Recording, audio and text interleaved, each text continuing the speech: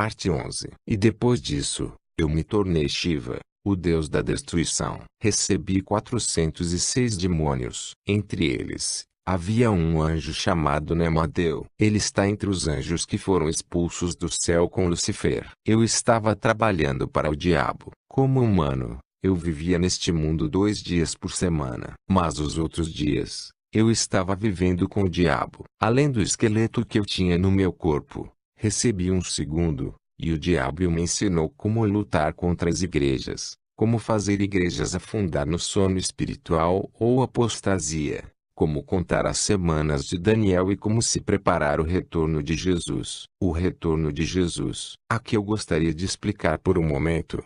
O Senhor Jesus está chegando em breve. Estamos em um período chamado o tempo da graça. A morte do Senhor Jesus ocorreu no final da 69ª semana de Daniel. Quando a 69ª semana chega ao fim, vamos diretamente para a semana 70. Mas em vez de entrar nesta semana, há um mistério que o diabo não sabe. Esse mistério é uma parada temporária. Nesta cronologia semanal de Daniel, há uma parada temporária. Por que essa parada temporária? Isto visa permitir que todas as nações que não conhecem a Boa Nova, conheçam. É esse tempo exato, o tempo da graça. E a Bíblia diz, o fim virá quando o Evangelho do Reino será pregado em todo o mundo. Mas hoje, quando você olha cuidadosamente, até mesmo as nações que eram hostis ao Evangelho, aceitaram Jesus e o Evangelho é pregado em todo o mundo. Quando você vai à Índia,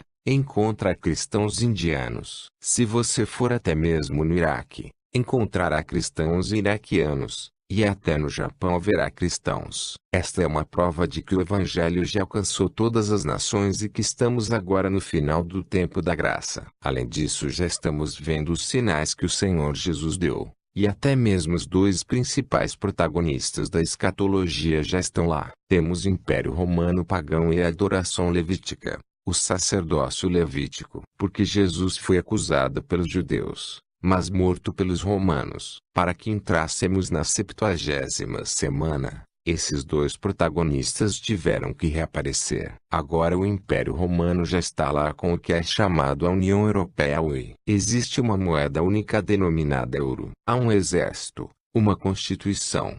Está mesmo à procura do presidente da UE. E quando você vê a guerra israelense e palestina hoje, eles lutam pela faixa de Gaza para demolir a mesquita, a fim de reconstruir o templo de Jerusalém. Contudo, o anticristo irá se estabelecer no templo de Deus, proclamando-se Deus. Este anticristo é capitão Samaneli. Enquanto eu ainda estava com o diabo, ele até tinha nos dado as características de suas igrejas. Aqui no Congo, as 69 igrejas do diabo. Todas as igrejas que aceitam o ecumenismo já estão nas mãos de Satanás. Você nunca deve assistir a serviços ecumênicos porque é satânico. Depois disso, eu continuei a servir o diabo. O diabo me deu autorização para falar diretamente com ele sem passar por intermediários. E ele também me deu autorização para tomar parte em todas as reuniões dos grandes satanistas do mundo inteiro no fundo do Oceano Atlântico. Eu estava fazendo tudo isso e me tornei o representante do 3º grau no mistério do ar. No entanto, quando voltei, eu não era mais um homem normal. Eu era 50% humano e 50% demônio. E estando neste mundo, eu estava dizendo para mim mesmo, eu vou morrer em 6 de janeiro de 2006. Mas quando eu morrer, irão me enterrar e até me esquecer. Então, para ter certeza de que eu não seria esquecido, antes de morrer, devo ter uma criança. Mas em mim já vi uma cobra no meu braço esquerdo, e sua missão era matar qualquer mulher ou garota que pudesse dormir comigo. Porque eu estava casado no mundo das trevas. Mulheres que dormem com padres. O padre que me iniciou na magia sagrada me deu um lenço vermelho e disse-me, se você dormir com uma mulher, com este lenço em você, ela não vai morrer, mas em toda a sua vida, ela nunca vai se casar. Olhe para aquelas mulheres ou meninas que saem com padres. Elas nunca se casam. Continue com imoralidades sexuais. Um dia você vai encontrar um satanista que tem um lenço, e ele vai condená-lo ao celibato. Mas se você voltar a Jesus, e confessar e desistir de imoralidades sexuais. Jesus é poderoso para transformar suas maldições em bênçãos. Então eu encontrei uma garota. Eu estava saindo com ela, e toda vez, eu tinha aquele lenço. Aquela menina me conhecia, ela conhecia meu estado espiritual, ela sabia que eu era um satanista. Em Likasi, o que eu estava fazendo no satanismo não era um segredo. Minha família sabia disso, meus irmãos e irmãs sabiam disso. Meus amigos e até mesmo a menina em questão sabiam disso, mas ela foi atraída pelo meu dinheiro. É triste. Peguei uma estátua de Maria Margot e entreguei a ela. Eu disse a ela: sempre que você quiser dormir, você tem que colocá-la debaixo do travesseiro, e foi isso que aconteceu. Sem saber, ela já estava nas mãos de Lucifer. Então eu estava saindo com ela, até o dia em que ela veio me ver e me disse que ela estava grávida. Fiquei muito feliz. Eu tinha dito a mim mesmo: agora há uma mulher que está grávida de meu filho. Quando eu morrer, eu vou ser lembrado, graças ao filho que vai nascer. E então, dei-lhe dinheiro e ela saiu. Eu estava em Likasi, e fui para Cacanga procurar minério. Eu tinha passado 2 semanas em Cacanga. Minha mão direita começou a apodrecer. Minha mão direita estava completamente podre. Depois disso, deixei Cacanga e voltei para Likasi. Eu fui para todos os centros de saúde, clínicas, hospitais, etc. Apesar do fato de que eu tinha sido administrado antibióticos, a situação da minha mão só estava ficando pior. Todo mundo viu minha mão que estava apodrecendo e houve uma descarga. Esse líquido era como uma mistura de água e pó encontrado em baterias. Então, como eu tinha procurado cura em vão, tomei a decisão de invocar demônios. Certa noite, fui ao playground da escola secular. Quando cheguei lá, eu proferi encantamentos e fui respondido. Foi-me dito: é sua esposa Helene, que é responsável por sua mão que está apodrecendo. Ela está com raiva de você, porque você engravidou uma menina no mundo dos humanos. Se você quer que sua mão seja curada, você tem que aceitar que esta menina e o bebê que ela carrega morram. É só depois disso que sua mão pode ser curada. Caso contrário, ela será amputada. E eu tive que dar uma resposta imediatamente. E de repente, eu disse: se a minha mão tem de ser amputada, que seja assim, mas esta menina vai permanecer viva. Vocês não devem sentir pena nem pelo diabo, nem pelos feiticeiros, porque eles também, quando roubam nossas bênçãos, não sentem pena de nós. Primeiro, eu deveria morrer em 2006, e mais tarde, a data foi alterada para 6 de janeiro de 2005. Amado, ainda estou vivo depois do prazo que me foi imposto. O diabo é um mentiroso. Ele é o pai da mentira. Se o diabo o ameaçar, se os feiticeiros o ameaçarem, você deve resistir a eles em nome de Jesus. A Bíblia diz: resista ao diabo, e ele fugirá de você. Se você cair na armadilha de ceder às ameaças dos feiticeiros, eles terão um efeito sobre você. Mas se você resistir a eles no nome de Jesus, eles vão fugir de você. Esse é o princípio. E depois disso, eu voltei. Em 2002, essa menina deu à luz a uma menina. Seu nome é Letícia e ela mora em Likasi. Enquanto eu estava com aquela garota, eu continuei a servir o diabo e eu sabia que eu morreria em 2005. E no final de 2002, eu disse a mim mesmo: no mundo das trevas, eu tenho um monte de dinheiro e quando eu morrer, o futuro da minha filha não será assegurado. Nosso Deus dá a todos a oportunidade de se arrepender. E até a feiticeiros. O diabo não estava ciente de todas essas ideias. Satã não sabia o que estava passando por meus pensamentos. E eu disse para mim mesmo: você tem que fazer uma transferência do seu dinheiro para que, após a sua morte, o futuro da sua filha será garantido. Então eu fui apresentar meu pedido ao diabo. E ele me disse: não importa isso, você vai me dar apenas 2 pessoas. E essas 2 pessoas vão fazer a sua transferência. Eu que era usado para matar muitas pessoas, sacrificar 2 pessoas era fácil. Ele então me disse: você tem que assinar com seu sangue. E eu assinei. No final de 2002, o diabo me disse: Preciso dessas duas pessoas para a transferência. Mas essas duas pessoas não são os únicos que você vai matar, jogando dinheiro ao longo do caminho, ou causando acidentes. As duas pessoas que eu estou pedindo devem ser tomadas de sua família, não sua família, mas sua família nuclear. E ele me deu um prazo e me disse: o fim é 5 de fevereiro de 2003. Se você não obedecer dentro deste período, então você será o único que vai morrer. E quando você morrer, você não mais virá para estar ao meu lado. Você irá para o Hades. No mundo astral, você vê como o diabo muda. Apesar do que eu fizera por ele, ele que me pedira para chamá-la de papai. Você vê esse tipo de pai? Um pai que não é sério. Agora eu tinha que escolher entre meus irmãos e meus pais. Duas pessoas. Eu não sabia quem sacrificar.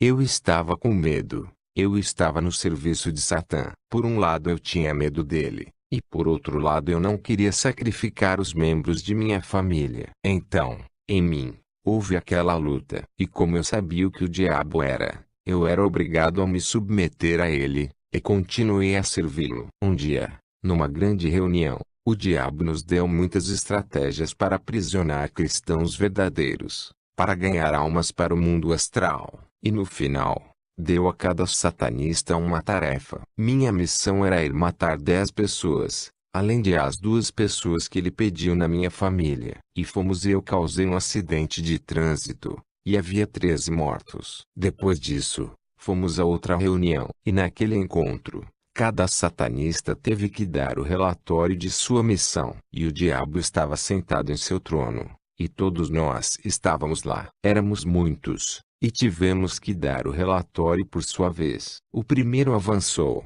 deu seu relatório e voltou para seu lugar. Eu era a 9ª pessoa. Eu também fui e deu meu relatório. Eu disse que a tarefa que me fora confiada era matar 10 pessoas e eu tinha matado 13. E para isso, eu estava animado. Assim, voltei para o meu lugar. A 10ª pessoa também avançou. A 15ª pessoa, um satanista do Togo, avançou. Começou por dizer isso: falhei na tarefa que me fora confiada. Então, o diabo ficou furioso. Ele se levantou, começou a lançar insultos ao satanista. Ele tentou saber o motivo desse fracasso. Então ele se sentou novamente em seu trono. O homem em questão começou a falar. Sua missão era matar um pastor no Togo. E chegou à casa do pastor. Penetrou no telhado. Ele esperou pela noite em que o pastor iria para a cama, para matá-lo. Antes de ir para a cama, o pastor ajoelhou-se e começou a orar. E este homem disse: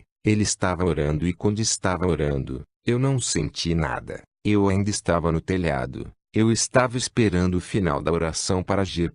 Mas no final de sua oração, o pastor disse: é em nome de Jesus. Ele nem mesmo disse Cristo. Todos nós que estávamos no quarto fomos jogados para o chão. Estávamos todos no chão, amado. Enquanto estávamos no chão, eu olhei para o trono de Lucifer. Ele também não estava em seu trono. Ele estava no chão, como todos nós. Aquele que estava nos dizendo que ele estava acima de todas as coisas. Ele nos disse que seu poder estava no topo e naquele dia, ele também, como todos nós, caiu do seu trono e estava no chão. O diabo no chão.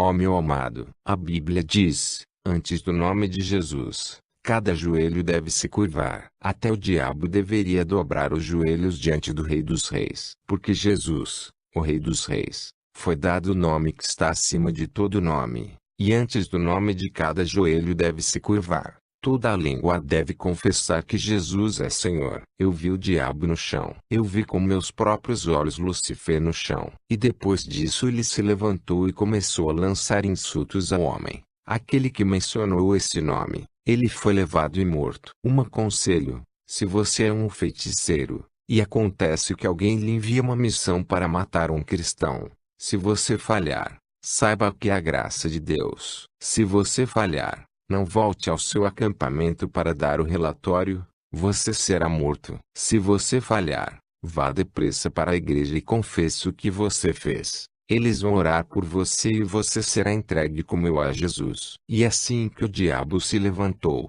disse: não se preocupe com este incidente. Logo eu vou reinar neste mundo. Vou dar-lhe posições importantes. Sabe que destronarei os fracos do seu trono. Os fracos que são chamados eu não sei o que. Eu vou destroná-lo. E quando lhe disse isso, nós o clamamos. Mas não foi há muito tempo que todos nós estávamos no chão. Eu tinha um prazo que me foi imposto. E quando voltei para Licasi, eu disse a mim mesmo, quando estávamos lá, o nome foi mencionado. Ele não estava lá fisicamente. Um só mencionou seu nome e todos nós foram jogados no chão. Assim, este que está impondo este prazo em mim, há certamente alguém que está acima dele. Então o que eu vou fazer? Como ele impôs este prazo para mim, eu irei onde esse nome é mencionado. Eu irei lá e o prazo imposto sobre mim será cancelado, porque ele não é o mais poderoso. E foi assim que comecei a ir às igrejas para buscar a libertação. Porque reconheci que o mestre que eu estava servindo era inferior ao mestre que é Jesus Cristo. O diabo tinha imposto um prazo para mim, e eu tinha que morrer de acordo com seu prazo. Então eu fui para a igreja. Eu encontrei a libertação.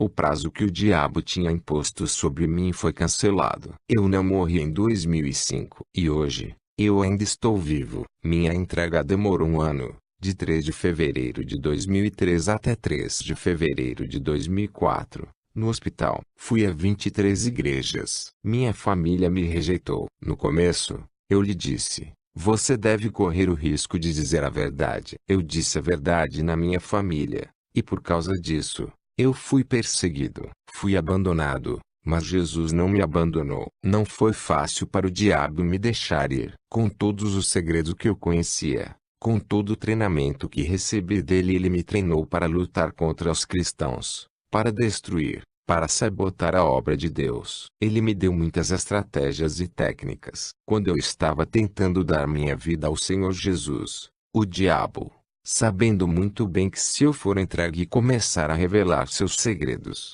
muitas crianças de Deus serão fortalecidas e muitas pessoas serão entregues, lutaram contra mim seriamente. É muito fácil fazer um pacto com o diabo, mas muito difícil separar dele. Gostaria de enfatizar um ponto. Se você precisa da intervenção do Senhor Jesus, você deve correr o risco de dizer a verdade. Se você diz a verdade, você pode ser odiado por todos. Sua família pode rejeitá-lo. Seus amigos podem abandoná-lo. Mas Jesus não vai abandoná-lo. Por causa da verdade que você vai dizer, Jesus nunca o abandonará porque ele mesmo é a verdade. Ele é o amigo fiel. Quando você está em perigo, peça a ajuda de Deus. E aqui chamo também a atenção daqueles que ainda estão servindo ao diabo na feitiçaria e que estão fazendo coisas perversas na igreja. Tenha cuidado. Deus não pode ser zombado. Um homem colhe o que ele semeia, mais cedo ou mais tarde. E quando você faz essas coisas, não pense que Deus não vê você. Ele quer deixar você aproveitar a oportunidade para mudar. Mas se você persistir em fazer essas coisas, saiba que um dia, quando Deus disser, basta, basta, Ele te atingirá. Vamos ler a palavra de Deus. Salmos 60:12. Dá-nos auxílio contra o inimigo, porque a ajuda do homem é inútil. Gálatas 6:7. Não vos enganeis. Deus não pode ser escarnecido. Um homem colhe o que semeia. Isaías 66:16. Porque com fogo e com a sua espada o Senhor executará juízos sobre todos os homens, e muitos serão os mortos pelo Senhor. Quando voltei daquela famosa reunião em que o diabo caiu no chão conosco quando o nome de Jesus foi mencionado, decidi ir aonde alguém menciona esse nome, para que os homens de Deus orassem por mim mencionando esse nome, e ao fazê-lo, os demônios que me perturbam fugiriam. Um dia conheci um amigo, irmão Terry, que me levou ao seu pastor. Foi em Licasi. Era noite e havia uma vigília noturna. Chegamos lá às 21h30. Havia o pastor e os intercessores. Eles estavam em grande número. Fui levado ao pastor, e então contei-lhe sobre o meu passado. Quando eu terminei, ele me disse, está tudo bem, vamos cuidar do seu caso, mas por enquanto, você vai se sentar naquele canto. E ele me deu uma cadeira e eu sentei e começou a oração. À meia-noite, o pastor me chamou e me disse, Fique aí. O banco que estava lá foi removido para criar espaço, e me pediram para ficar no meio. Os intercessores formaram um círculo ao meu redor e começaram a orar. Eles oraram muito e mencionaram o nome de Jesus, mas eu não senti nada. Oraram desde a meia-noite até as 2 horas de manhã. Eu estava lá. Eu estava olhando para eles e eu não estava sentindo nada. Não houve nenhum efeito em mim apesar do nome de Jesus que aquelas pessoas estavam sendo mencionando. Amado, cuidado. Quando esse nome é mencionado por uma pessoa que levou uma vida pecaminosa, não há efeito. Mas se esse nome é mencionado por uma pessoa que caminha no temor de Deus, haverá automaticamente efeitos. Essas pessoas oraram até cansarem. O pastor foi ficar em frente à porta, e os intercessores continuaram orando. Como eles não viram nenhuma mudança em mim, eles começaram a me dar socos no nome de Jesus. Eles estavam me dando socos no nome de Jesus, mas enquanto eles estavam me perfurando, eu senti como se eles estivessem me coçando. E abri meus olhos místicos. Olhei para os intercessores que me cercavam. Todos estavam nus, sem roupa. Se você não andar no temor de Deus, se você não levar uma vida de santificação, não se aventure em perseguir demônios. Caso contrário, você vai trazer vergonha para o nome de Jesus. Quando essas pessoas estavam me atingindo, eu estava com raiva e eu disse a mim mesmo: o fato de vir aqui revelar todos os meus segredos é uma traição para o diabo. Assim, desde que nada ocorreu, quando eu chegar em casa, ele vai me atingir seriamente. Mas antes que ele me batesse, eu deveria começar a bater nessas pessoas. Então eu comecei a socá-los. Eu só estava empurrando essas pessoas e eles estavam caindo em bancos, e os bancos estavam quebrando. Depois disso, eu deixei a igreja. Quando cheguei em casa, os espíritos malignos já estavam esperando por mim. E lá, eles me bateram sério. Eles me atingiram e eu estava sangrando profusamente. Meu nariz, minha boca e até mesmo meus ouvidos estavam sangrando. E na manhã seguinte, eu disse a mim mesmo: vou procurar outros servos de Deus novamente apesar do fato de que eles me atingiram. Fui ver outro servo de Deus. Você sabe, amado, se você precisa ser entregue, você tem que ser o primeiro a mostrar a vontade de ser entregue. Ninguém